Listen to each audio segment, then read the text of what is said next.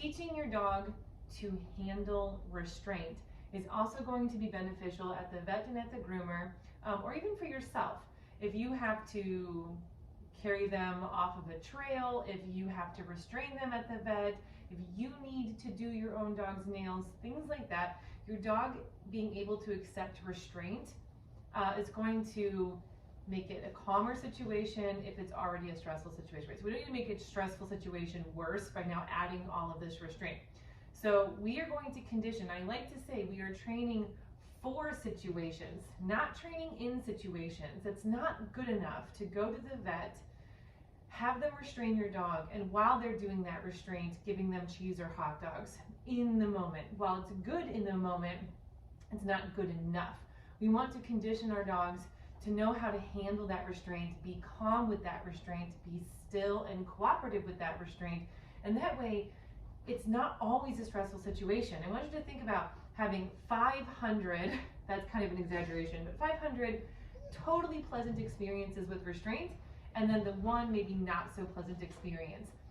That one not so pleasant experience isn't going to outweigh all of the value you have put in through practice. So as my Chow Chow walks around here, tell me your tiny Nova. Down. Nicely done. Down. Okay, so what we're going to do with Miss Phoenix is I'm going to call her over, and you can get a cookie out, lure them to sort of stand in front of you. You're going to yes and treat this like standing in front of you. Very good. I have my arm underneath her. You can yes and treat that multiple times. Very good. I'm going to move in. I'm going to go around her body. Yes. And I'm going to yes, release, and reward her. Okay, give my Chow Chow a treat for being down. Yes, very good. How about you? You want a cookie for that? Down. Phoenix. Very nice. Go ahead and yes and reward that restraint. Here we go again. Yes. And it's going to be very quick in the beginning. Very quick in the beginning. I'm going to see if I can get her to come a little closer to me. Very good. Yes. Nicely done. We can also do a restraint as if I needed to pick her up.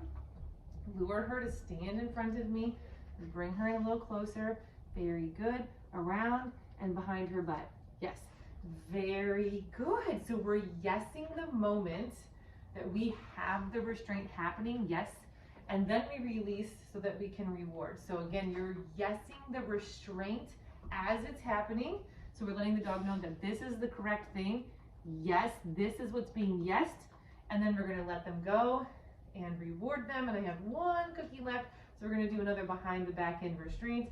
Ready, ready. So I got her. I'm going to bring this hand here. Yes. And then I'm going to release and reward. You want to build up. You're so cute. You want to build up how long you can restrain. So 2 seconds, 3 seconds to 5 seconds, getting them to be nice and still. They're not wiggly and they're not arguing with that restraint. Very nicely done. Can I have a foot? Yeah, you're so